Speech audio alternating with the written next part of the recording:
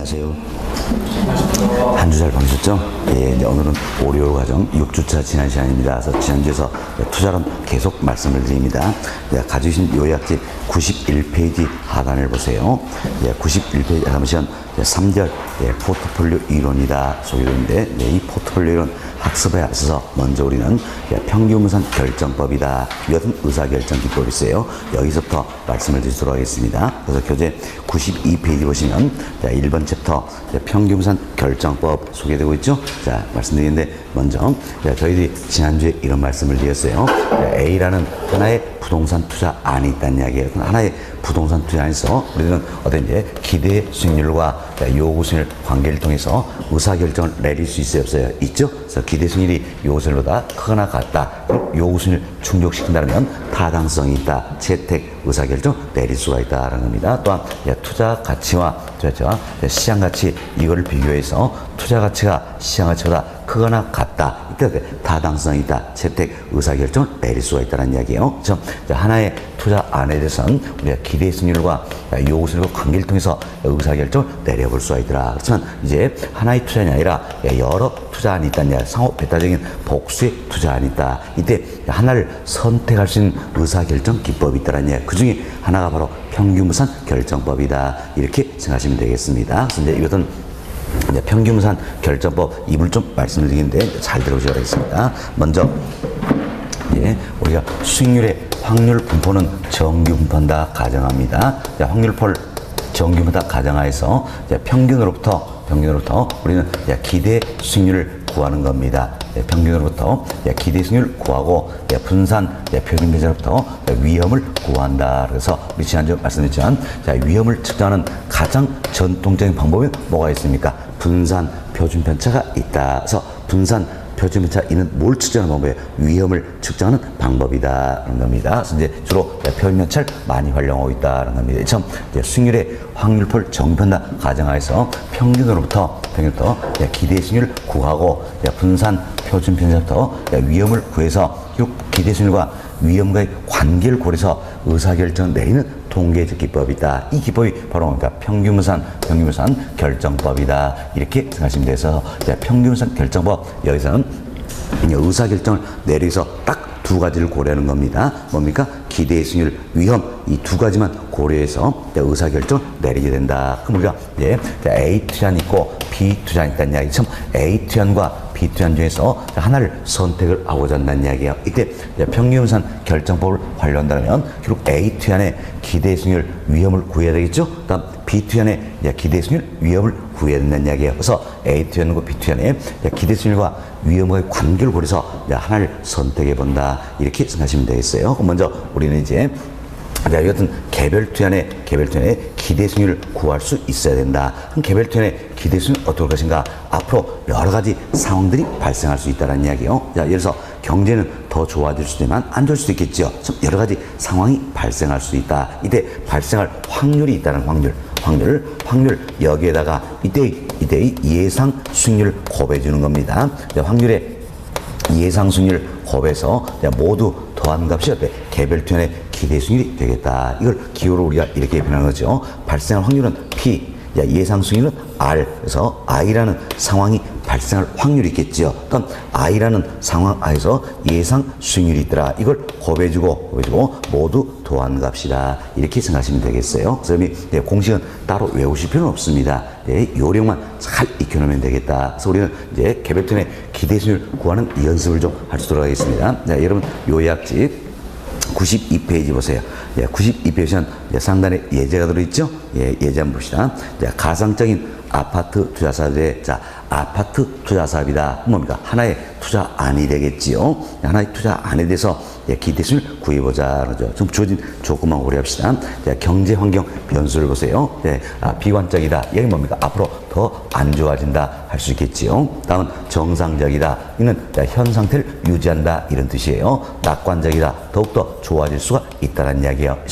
비관적, 정상적, 낙관적일 확률이 있다는 이야기죠. 발생할 확률이 있다는 겁니다.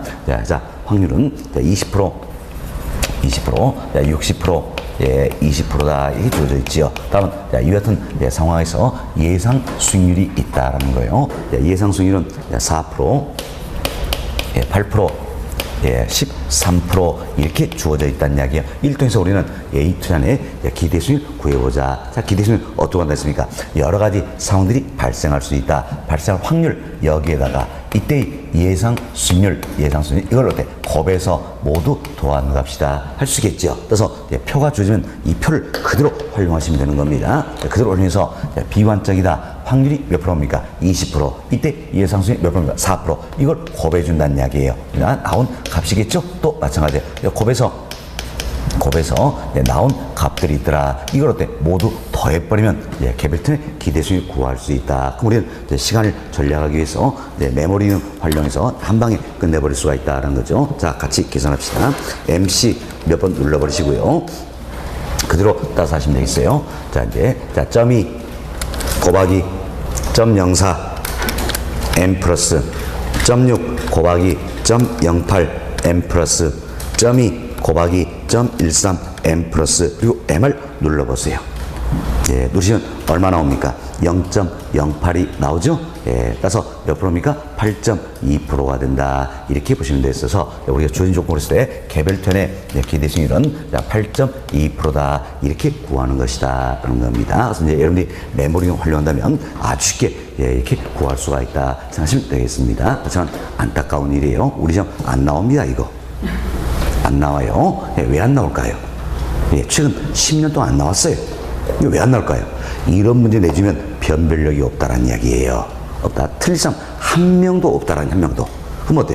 합격자, 불합격자 구분이 안 되잖아요. 그래서 안 내는 겁니다. 그래서 그럼 어떻게 되겠습니까? 여기에 한 두어 바퀴 돌려가지고 어때? 문제를 낸다. 이렇게 생각하시면 되겠어요. 그래서 우리는 여기서부터 연습이 되셔야 된다라는 걸 아시겠죠? 그래서 꼭 연습이 좀 되셔야 되겠다라는 겁니다. 자, 이렇게 해서 저희들이 이제 개별편의 기대 수익을 구하는 연습을 했습니다. 다음은 개별편의 위험을 구할 수 있어야 되겠죠. 위험은 어떻게 그러신가? 여보세요. 자, 이 시험 비관적이다. 이때 예상 수익률이 얼마입니까? 4%가 있죠? 자, 예상 수익률이 있다는 이야기야. 예상 수익률에서 그래서 우리 기대 수익률 구했죠? 기대 수익률 이걸 빼준다라는 이야기예요. 그럼 이 값이 마이너스 값이 나오면 안 되기 때문에 여기 어때? 제곱을 취해주는 겁니다. 그리고 발생할 확률이 있죠. 확률 이걸 곱해 준다라는 이야기예요. 이걸 모두 더한 값이 바로 개별편의 분산 값이 된다. 이렇게 보시면 되겠어요. 분산 값이 되겠다. 자, 여기에 우리 편차 구하기 위해서는 어때? 제곱권을 취해주면 되겠죠? 자, 이렇게 해서 우리가 개별편의 표준 편차 위험을 구하게 된다 생각하시면 되겠습니다. 이 시기 여러분 요약집에 들어있죠? 들어있는데 눈으로 번호를 만져가고 깨끗이 우리는 보기한다라는 겁니다. 깨끗이 보기한다 생각하시면 되겠어요. 그렇죠? 어차피 안 될 것 같아요. 빨리빨리 포기하는 게 좋은 방법이에요. 할 수 있는 거 해서 우리가 맞추자는 이야기라서 계산 문제 이번 시간에도 10문제 이상은 출제로 예상이 되는 겁니다. 이걸 다 맞추자. 이게 우리 목표가 아니에요. 우리 목표는 뭡니까? 할 것만 해가지고 제발 더도 말고 덜도 말고 5개만 내 힘으로 풀리 5개만 그죠? 나머지 찍어버리자는 이야기예요.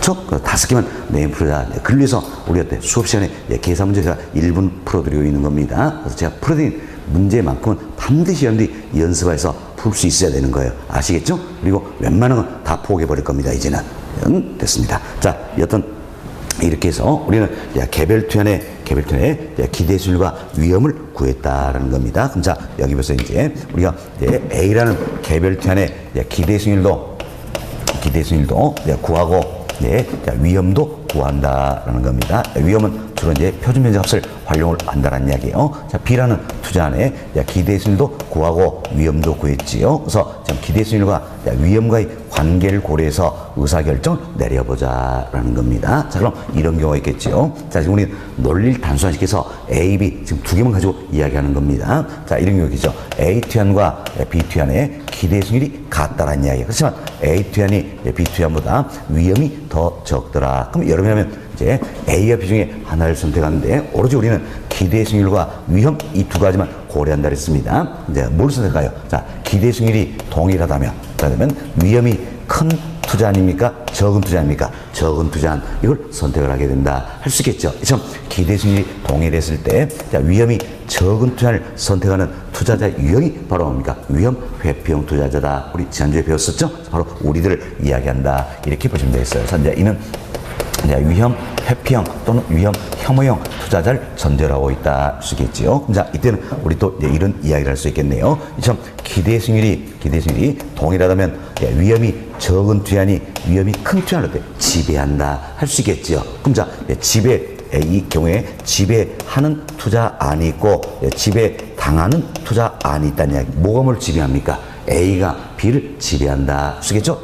A가 B를 지배한다는 겁니다. 그럼 자 보세요. 지배당하는 투자는 어때? 투자 대상에서 이제 어때? 배제가 돼버린다. 지배당했으니까 투자 대상에서 배제시켜버린다는 이야기예요. 그럼 결국은 뭐가 남습니까? A가 남다 할 수 있겠죠? 그래서 A를 우리는 선택을 할 수 있다는 겁니다. 이와 같은 선택 원리를 가리켜서 우리가 뭐라고 합니까? 이제 지배당하는 투자는 배제시키고 지배하는 투자는 선택한다. 이런 의미에서 이 같은 선택 원리를 지배 원리다. 이렇게 표현하는 겁니다. 결국 평균무산 결정법이라는 것은 평균무산 결정법에서는 수익률의 확률 분포가 정규분포다 가정하에서 평균으로부터 기대 수익률을 구하고 분산 표준 편에서 위험을 구한다. 그래서 기대 수익률과 위험의 관계를 고려해서 지배 원리에 입각해서 의사결정을 내리는 통계적 기법이다 할 수 있겠죠.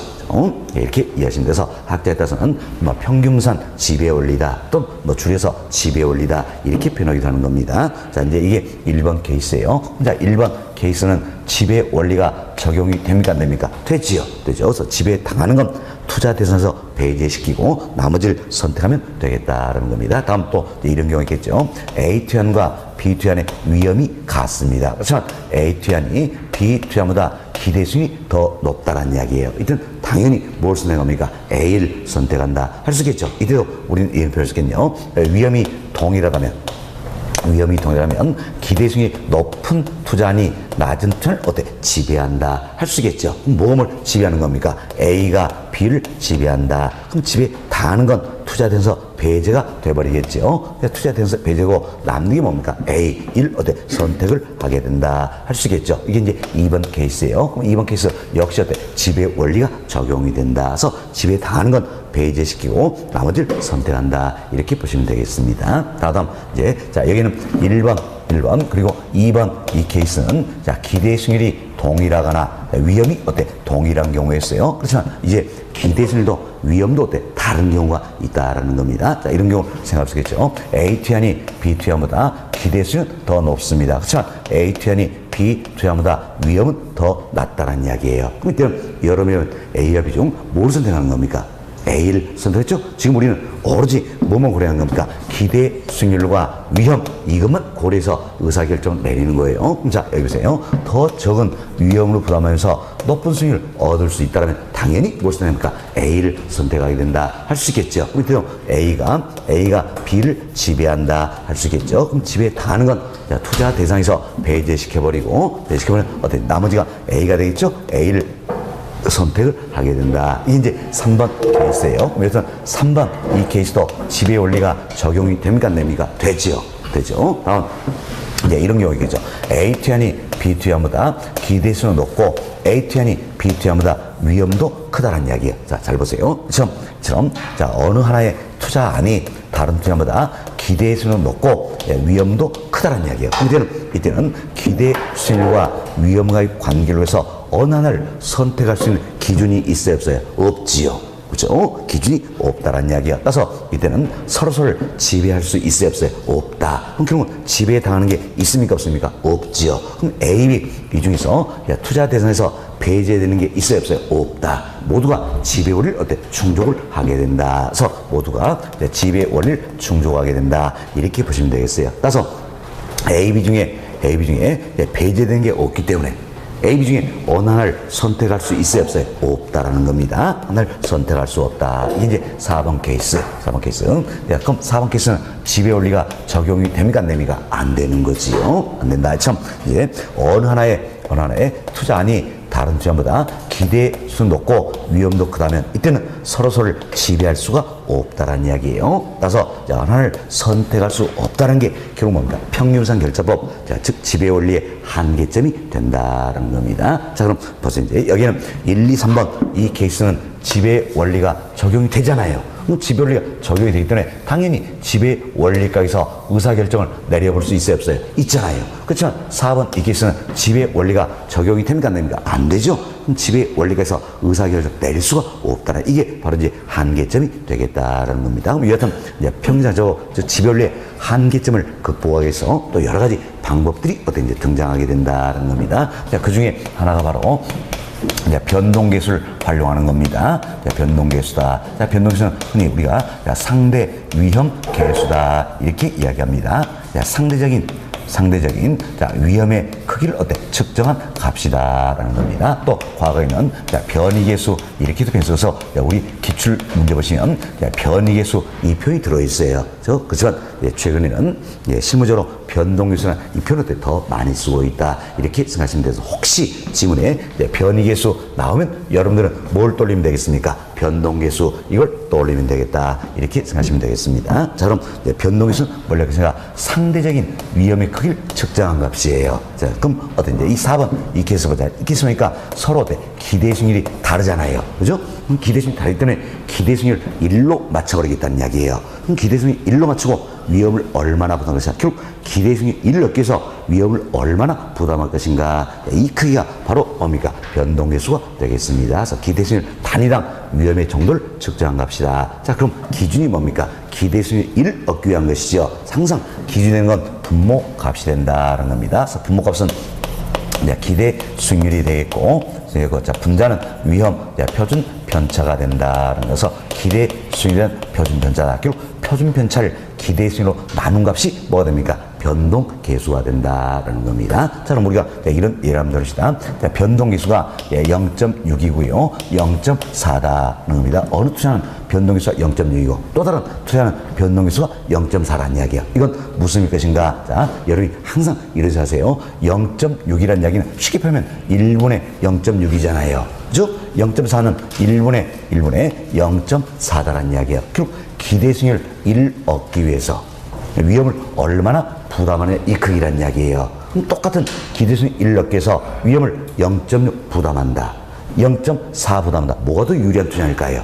0.4 부담 유리하겠죠? 그래서 변동계수 값은 높을수록 유리합니까? 낮을수록 유리합니까? 낮을수록 유리하다. 그래서 변동계수 이 값은 낮을수록 유리하다. 그럼 결국 변동계수를 활용한다는 이야기는 결국 변동계수가 낮을수록 유리하기 때문에 변동계수가 낮은 투자를 선택하게 된다. 이렇게 보시면 되겠습니다. 자, 다음 또 이제 위험, 회피 성향을 고려하는 방법이 있다는 이야기예요. 자, 위험, 회피 성향을 고려하는 방법이 있다. 자, 같은 위험, 회피형 투자자예요. 자, 같은 위험, 회피형 투자자지만 성향에 따라서 다시 또 구분이 되는 겁니다. 공격적 투자자와 보수적 투자자 이렇게 구분이 된다는 이야기예요. 그럼 자, 보세요. 이때 공격적 투자자다, 보수적 투자자 모두가 위험, 회피형이에요. 모두가 위험 회피형이다라는 겁니다. 그렇지만 성향에 따라서 공격적, 보수적 투자자로 구분이 된다라는 겁니다. 말 그대로 보세요. 공격적 투자자는 공격적으로 나간다는 이야기예요. 그게 뭡니까? 더 많은 위험 부담에서 높은 수익을 얻고자 하는 유형이다라는 겁니다. 그러면 보수적 투자자는 아주 보수적이에요. 보수적에서 더 적은 위험 부담하면서 낮은 수익을 얻고자 하는 유형이다라는 겁니다. 그럼 자, 이때 이제 공격적 투자자냐 보수적 투자냐 여기 따라서 의사결정이 달라질 수 있겠지요. 자, 그럼 우리가 이제 4번 이 케이스를 생각해보세요. 4번 이 케이스 같은 경우에는 지배 원리가 적용이 됩니까? 안 됩니까? 안 되죠? 그럼 지배 원리께서는 하나를 선택할 수 없다는 이야기예요. 이걸 극복하기 위해서 위험 회피 성향을 고려한다는 이야기예요. 그랬을 때 공격적 투자라면 결국 A와 B 중 뭘 선택할까요? A를 선택하겠죠. 더 많은 위험 부담에서 높은 수익을 얻고자 한다. 그래서 공격적 투자자는 A를 선택하겠고 보수적 투자자는 뭘 선택합니까? B를 선택했죠. 더 적은 위험 부담에서 낮은 수익을 얻고자 한다. B를 선택한다. 그럼 결국 공격적 투자자는 지배 원리까지는 A, B 중에 하나를 선택 못했잖아요. 그렇죠? 위험 회피성을 그래서 하나를 선택할 수 있게 된다. 보수적도 마찬가지예요. 예, 지배 원리까지는 하나를 선택이 못했어요. 그렇지만 예, 이젠 어때? 위험 회피성으로서 하나를 선택할 수 있다. 이렇게 보시면 되겠습니다. 다음 이 같은 평균상처법 지배 원리의 한계점을 극복하기 위해서 등장한 게 바로 또 어때? 포트폴리오 이론이라는 게 있다는 겁니다. 그래서 흐름을 잘 생각하세요. 자, 이제 평균상 결정법, 즉 지배 원리의 한계점이 있다. 이를 극복하기 위한 대안으로 등장한 게 뭡니까? 포트폴리오 이론이다. 이렇게 보시면 되겠어요. 간혹 모의고사에서 이런 질문이 나옵니다. 포트폴리오 이론의 한계점을 극복하기 위한 대안으로 평균상 결정법이 등장되었다. OX. X 잘못된 거죠? 예, 평균선 결정법에 즉 지배 원리의 한계점이 있다는 이야기예요. 이걸 극복하기 위한 대안으로 나오게 된 게 뭡니까? 포트폴리오 이론이다. 이렇게 생각하시면 되겠습니다. 됐습니다. 자, 지금 우리는 이제 지배 원리의 즉 평균선 결정법에 한계점이 있다라 이를 극복하기 위한 대안으로서 여러 가지가 있다라는 이야기예요. 변동기술을 활용하는 방법도 있고 위험 회피 성향을 고려하는 방법도 있고 포트폴리오 이론도 나오게 되었다. 이렇게 생각하시면 되겠어요. 그래서 사실 여러분들이 자 이제 여기 보세요. 1번, 2번, 3번 이 케이스처럼 지배 원리가 적용이 된다는 이야기예요. 그럼 지배 원리가 적용되면 이런 방법이 필요 있어요? 없어요? 없죠. 지배 원리께서 의사 내리면 된다는 이야기예요. 그렇지만 지배 원리가 적용되지 않는다. 선언을 선택할 수 없기 때문에 이러한 기법들 적용을 하게 된다. 이렇게 생각하시면 되겠습니다. 됐습니다. 자, 이렇게 이해하시면 되겠네요. 이 내용이 여러분 요약집 92페이지 그리고 93페이지 상단까지 나와 있는 내용 설명 다 드렸습니다. 자, 그리고 93페이지에 예제가 들어있지요. 이 예제 통해서 조금 더 학습할 수 있도록 하겠습니다.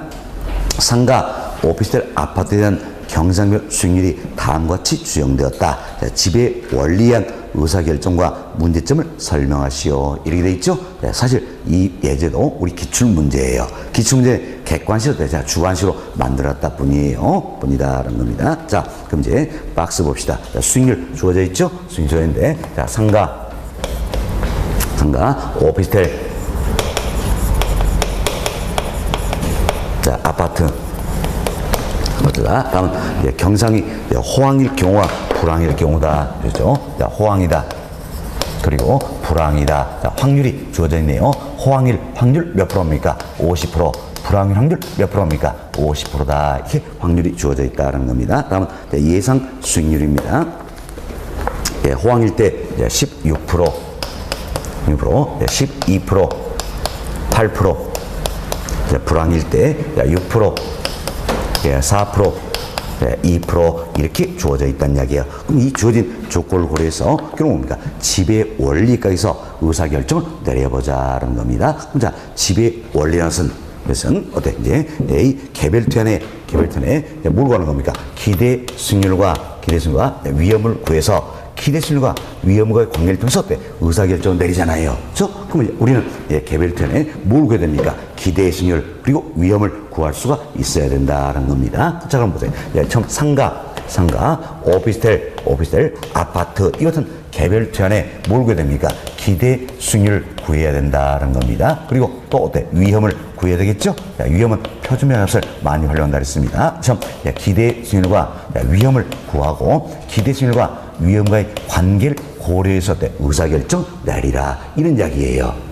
자, 그럼 우리 이제 하나씩 한번 계산해 봅시다. 먼저 상가입니다. 상가의 기대 수익률 구할 수 있어야 되겠지요. 우리 연습했어요. 기대 수익률 어떻게 합니까? 여러 가지 상황이 발생할 수 있다. 그럼 발생할 확률 여기에다가 이때 예상 수익률 곱해주죠. 모두 더한갑시다. 그럼 이제 우리는 이제 메모리 기능 활용해서 계속 계산해 봅시다. 먼저 상가입니다. 자, 이제 항상 계산할 때는 우리가 이제 AC 이와 같은 전원 키가 있다니 이걸 누르고 출발해야 되겠죠? 누르고 출발해야 돼. 그리고 메모리 활용해서 MC 이걸 몇 번 눌러보시면 되겠습니다. 자, 그대로 따서 하세요. 0.5 곱하기 0.16 M 플러스 그다음 0.5 곱하기 0.06 M 플러스 그 M을 눌러보세요. 네, 화면에 얼마 나옵니까? 0.11, 11% 나오죠? 네, 11% 나서 상가의 기대 수익은 11%다는 겁니다. 자, 이 같은 방식으로서 우리 기대 수익 구한다라는 이야기예요. 구한다. 예, 기대 수익 구한다라는 겁니다. 자, 그리고 우리가 이제 어때? 위험 표준면차가 또 구해야 되겠죠? 그렇지만 조금 전에 저희들이 표준면차 구하는 공식은 제가 한번 판사를 해드렸어요. 지워버렸죠? 깨끗이 포기하자는 이야기예요. 포기하자. 그렇지만 여기 잘 보세요. 잘 보시면 네, 자 발생할 확률이 몇 프로입니까? 50대 50이라는 얘기. 확률이 5대 5라는 이야기예요. 확률이 5대 5로만 주어진다면 여기는 어때? 우리만의 비법이 따로 있는 겁니다. 비법이 따로 있어요. 예, 계산기 누를 필요가 없습니다. 누르면 바로 어때? 답이 나온다는 이야기예요. 답이 나온다. 그렇지만 네, 뭐 6대 4다, 3대 7이다. 이 같은 경우는 어떻습니까? 우리 비법이 안 통하는 겁니다.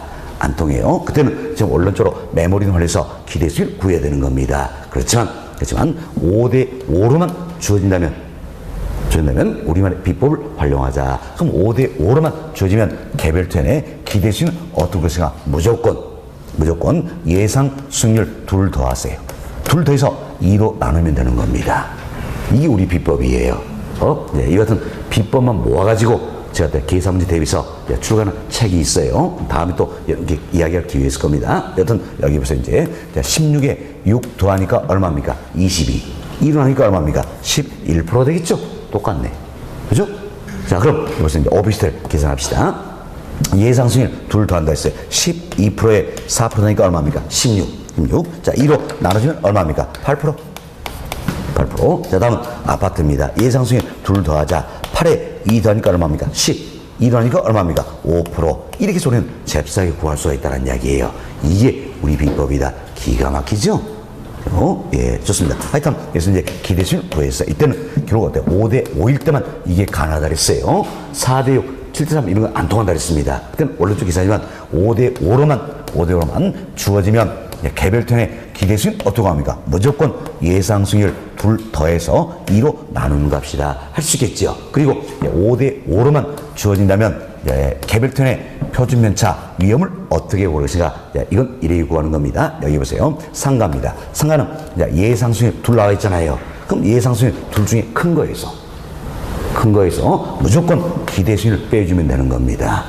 그럼 자 16에서 11 빼주니까 얼마입니까? 5%가 되겠다. 이렇게 찾는 겁니다. 예, 계산이 필요 없죠? 예, 그렇지만 4대 6, 7대 3 이 같은 경우에는 이게 적용이 된다 안 된다? 안 된다. 그때는 깨끗이 포기하는 거예요. 그 출제가 그거 알기 때문에 알기 때문에 주로 어때? 이런 문제라면 5대 5로 많이 나옵니다. 그럼 완전 우리랑 문제가 되겠죠 이제. 그렇죠? 나와야 돼 안 나와야 돼요? 안 나와야 됩니까? 예, 알겠습니다. 예, 오늘 분위기가 아주 이상 같아요. 예, 자, 그럼 이제 우리 오피스텔 한번 잡시다. 오피스텔 보시면 예상 수익률 큰 게 몇 프로입니까? 12%. 여기서 기대 수익률 8% 이걸 무조건 빼주자는 이야기야. 빼주면 얼마입니까? 4%. 아파트 예상 수익률 큰 거에서 기대 수익률 빼주면 얼마입니까? 3%. 이렇게 해서 우리는 개별투의 기대 수익 위험 다 구했다라는 겁니다. 자, 다시 보세요. 5대 5로만 주어진다면 개별투의 기대 수익 어떻게 합니까? 무조건 예상 수익률 2 더해서 때 2로 나눠주면 된다는 이야기예요. 다음 개별투의 표준 편차 어떻게 합니까? 예상 수익률 큰 거에서 기대 수익 어때? 빼주면 되겠다. 아시겠죠? 됐습니다. 자, 그럼 우리는 이제 상가, 오피스텔, 아파트 이런 개별투의 기대 수익률과 위험을 다 구했다는 이야기예요. 다 구했으니까 이제 의사결정 내려보자라는 겁니다. 자, 먼저 집에 당하는 것만 투자 대상에 배제시키면 되겠죠? 자, 그럼 먼저 이제 1번 케이스입니다. 1번 케이스 뭡니까? 기대수익이 동일한 경우죠. 그럼 기대수익이 동일한 경우 있는 거 봅시다. 없네요. 그럼 1번 케이스는 적용이 안 되겠죠? 다음 2번 케이스예요. 자, 지금 이제 이 부분 이야기하는 겁니다. 2번 케이스는 위험이 동일한 경우죠? 그럼 위험이 동일한 경우다 보니까 위험이 다 다르네요. 그럼 2번 케이스도 적용이 안 된다는 이야기예요. 그럼 이제 3번 이 케이스가 있겠죠? 이 케이스에 의해서 집에 당하는 게 있는가 없는가 이걸 찾아야 된다는 이야기예요. 여러분 이걸 못 찾기 때문에 문제를 못 푸는 겁니다. 그래서 3번 케이스 이걸 찾아야 된다는 겁니다. 그럼 이제 3번 케이스에서 집에 당하는 게 있는가 찾기 위해서는 항상 여러분이 이상하셔야 돼요. 위험이 가장 적은 것부터 순차적으로 비교가 되는 겁니다. 그럼 위험이 가장 적은 뭡니까? 아파트. 다음은 오피스텔. 다음은 상가지역. 그럼 위험이 가장 적은 것부터 순차적으로 비교하자. 아파트와 오피스텔 이걸 비교해서 3번 케이스에서 집에 당하는 게 있다 없다 이걸 찾아야 되는 거예요. 그리고 그 다음 뭡니까? 오피스텔과 상가 이걸 비교해서 3번 케이스에서 집에 당하는 게 있다 없다 이걸 찾아야 된다라는 겁니다. 자, 그럼 먼저 이제 아파트와 오피스텔 비교합시다. 비교하니까 오피스텔이 아파트에 비해서 기대 수익률도 더 높죠. 이제 위험도 어때? 더 크다는 이야기예요. 자, 그럼 보세요. 이제 결국은 오피스텔이 아파트에 비해서 기대 수익률도 더 높고 위험도 더 크다는 이야기예요. 그럼 몇 번 케이스가 돼버립니까? 4번 케이스가 되겠죠? 그래서 이때는 서로서를 지배할 수 있다 없다? 없다 그 이야기죠. 서로서를 지배할 수 없다. 지배당하는 게 있어요 없어요? 없지요. 다음은 이제 오피스텔과 상가 이걸 비교해보자라는 겁니다. 비교하는데 그래서 이제 이대로 마찬가지예요. 상가가 오피스텔에 비해서 기대 수익률도 더 높잖아요. 위험도 더 크더란 이야기예요. 이 시험 상가가 오피스텔에 비해서 기대수 높고 위험도 크다면 이때도 몇 번 케이스가 돼버립니까? 4번 케이스가 되겠죠? 서로를 지배할 수 있다 없다? 없다라는 이야기예요. 그럼 둘 중에 지배당한 건 없다라는 이야기죠. 그럼 결국 결론적으로 상가, 오피스텔, 아파트 이 세 투자한 중에서 지배당하는 게 있어요 없어요? 없지요.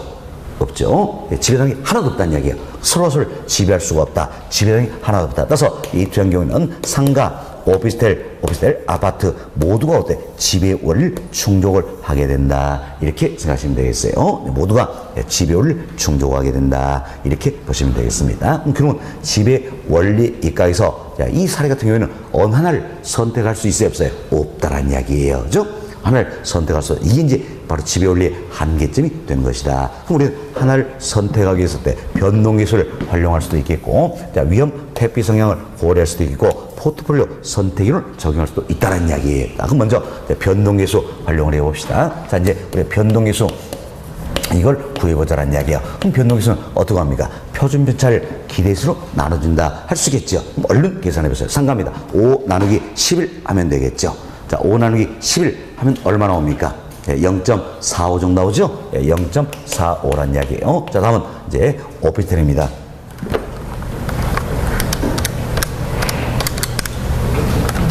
자, 오피스텔이에요.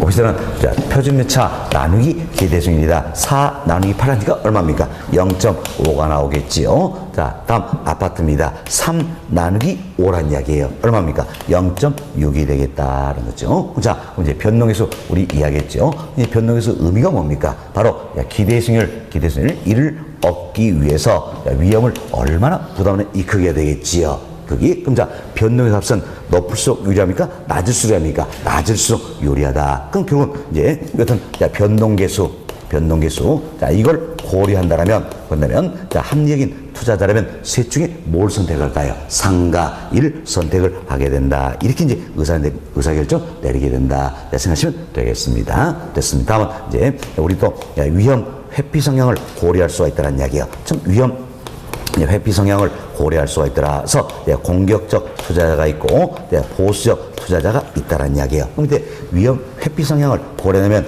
공격적 투자자는 셋 중에 뭘 선호할까요? 상가를 선호하겠죠? 더 많은 위험으로서 높은 수익을 얻고자 한다. 상가를 선호를 하게 된다는 겁니다. 다음 보수적 투자자예요. 그럼 보수 투자자는 뭘 선호할까? 더 적은 위험으로서 낮은 수익을 얻고자 한다. 아파트를 선호한다. 이렇게 보시면 되겠어요. 그럼 자, 그래서 이제 공격적 투자자냐 보수에 관계없이 이런 건 고려하지 않고 변동계수 이걸 고려해서 하나를 선택해 보겠다는 이야기예요. 선택한다면 결국 공격적 투자나 보수에 관계없이 모두가 뭘 선택합니까? 상가. 그렇죠? 그렇지만 변동계수 이런 거 고려하지 않고 위험 회피 성향 이걸 고려하겠다는 이야기예요. 이거 그랬을 때 공격 투자는 뭡니까? 상가. 보수 투자는 어때? 아파트. 이렇게 선택을 하게 된다는 거예요. 그럼 쉽게 우리가 이런 생각도 할 수 있겠죠. 보수적 투자자라 할지라도 변동계수 이걸 고려해서 하나를 선택해 보겠다는 얘기예요. 그럼 당연히 뭘 선택합니까? 상가.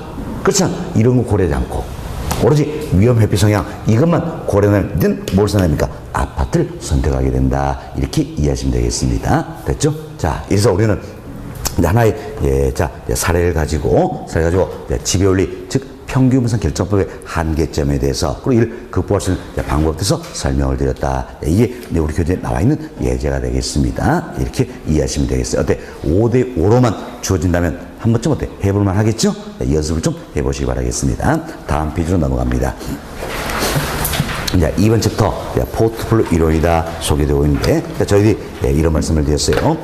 평균분산 결정법 지배원리의 한계점이 있다는 이야기예요. 이걸 극복하기 위한 대안으로 등장한 게 바로 뭡니까? 포트폴리오 이론이다. 그래서 포트폴리오 이론에서는 자 이제 지배 원칙에서는 어느 하나를 선택할 수가 없었어요. 그러나 포트폴리오에서는 하나를 선택할 수 있는 과학적인 방법을 제시해 준다. 그래서 이제 포트폴리오 관련해서는 선택 이론에서 학습이 돼야 되겠지요. 또한 우리가 이제 포트폴리오를 구성한다는 이야기. 뭐 됩니까? 위험을 줄여보기 위함이다. 그래서 이제 위험과 관련해서 학습이 돼야 되겠다. 그래서 포트폴리오 관련해서는 크게 두 측면이에요. 위험과 관련한 부분, 다음 선택 이론 관련한 부분, 이 두 가지를 학습을 하게 된다. 생각하시면 되겠습니다. 다음 또 우리 이런 생각을 해봅시다. 부동산은요. 이 부동산이란 특성이 있다는 이야기야. 즉 지리적 위치가 고정이 되어 있다. 그렇다할지라도 다양한 포트폴리오를 구성할 수 있어요, 없어요? 있다는 이야기예요. 근데 사실 부동산 이론에서 시장이 때 지역적으로 형성이 되지요. 그럼 지역적으로 형성이 되기 때문에 지역별로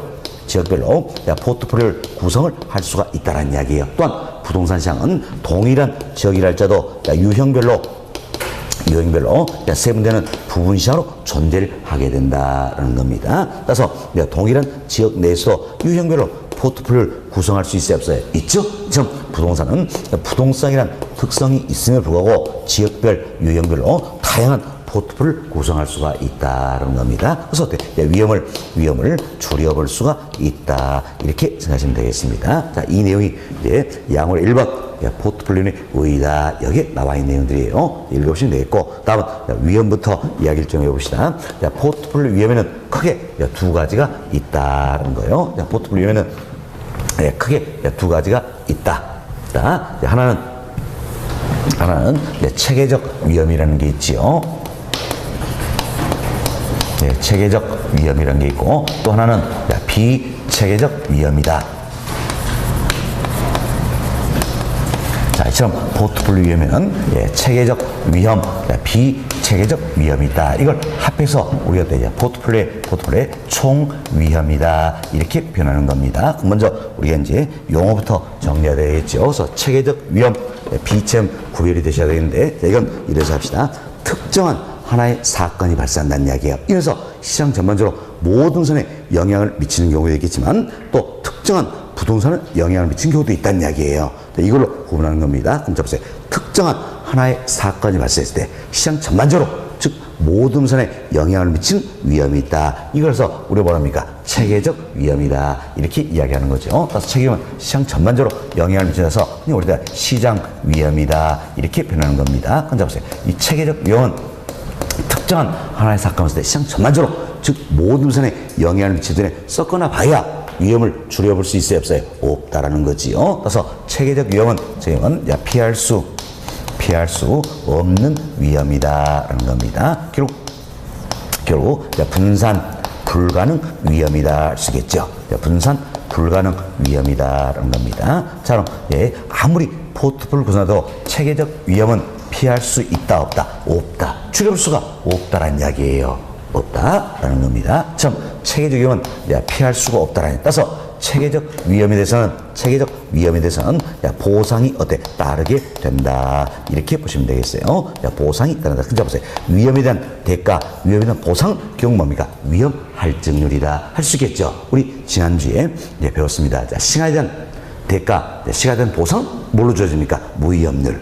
그리고 위험에 대한 대가는 뭡니까? 위험 할증률이다. 이렇게 보시면 되겠죠. 그럼 자, 보세요. 이제 체계적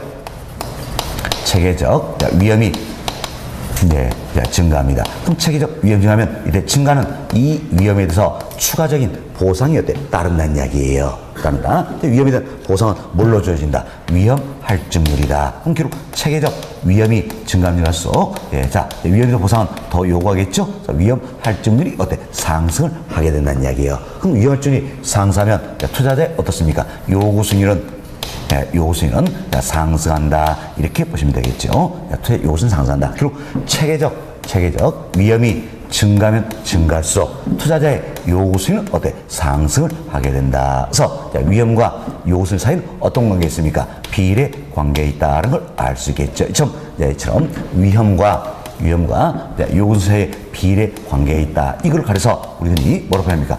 위험 수익의 상쇄 관계다. 이렇게 이야기하는 거죠. 결국 위험 수익의 자, 위험 수익의 상쇄 관계에선 위험과 수익 관계는 어떤 관계에 있다? 비례 관계에 있다라는 겁니다. 이때 위험은 뭘 얘기합니까? 체계적 위험을 의미하는 거예요. 그래서 체계적 위험과 자, 투자자의 요구수익 사이는 어떤 관계에 있다? 비례 관계에 있다. 이렇게 생각하시면 되겠습니다. 됐습니다. 그럼 체계적 위험을 야기한 요인들이 있겠죠. 주로 이제 거시경제 변수와 관련이 많이 되는 겁니다. 그래서 이제 경기 변동이라든지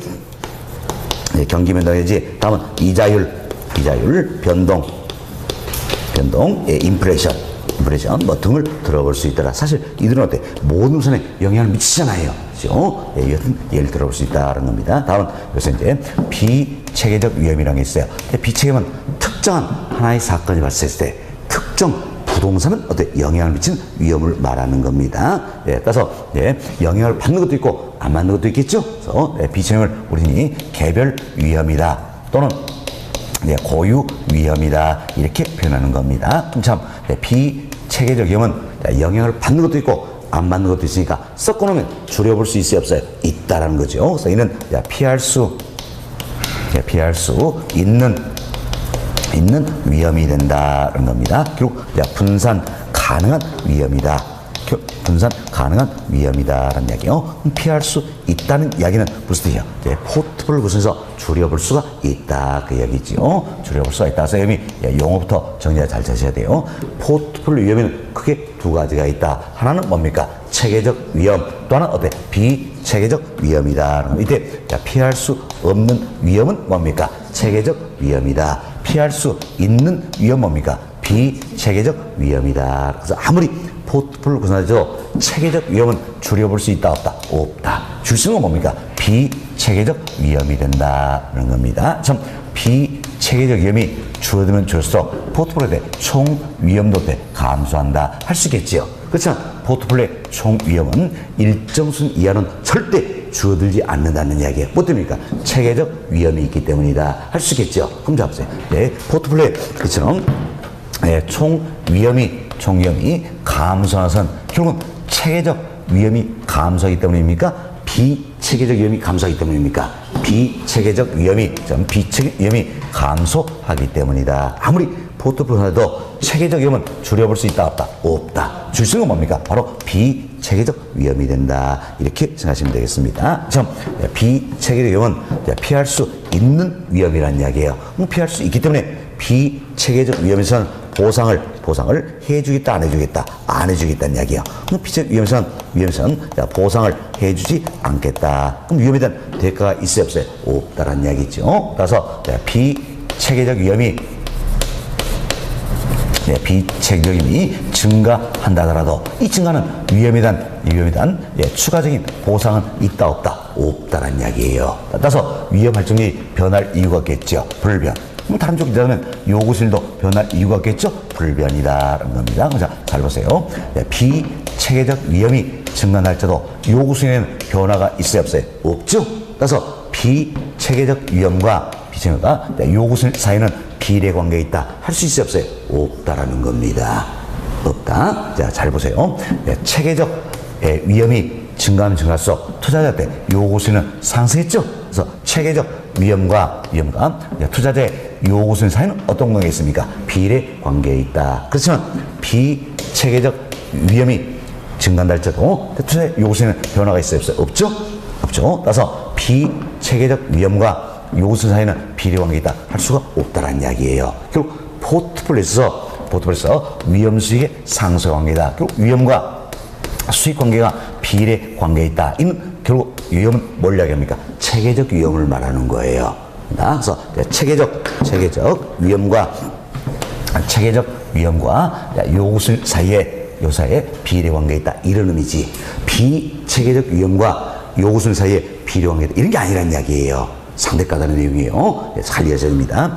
포트폴리오에서 위험 수익의 상승 관계에 대해서 위험과 수익 관계가 비례 관계에 있다. 이때 위험은 결국 뭘 얘기합니까? 체계적 위험을 의미한다. 그래서 체계적 위험과 요구수익 사이는 어떤 관계? 비례 관계에 있다. 이걸 의미하는 것이다. 이렇게 생각하시면 되겠어요. 그래서 이제 모의고사에서 간혹 이런 질문이 나옵니다.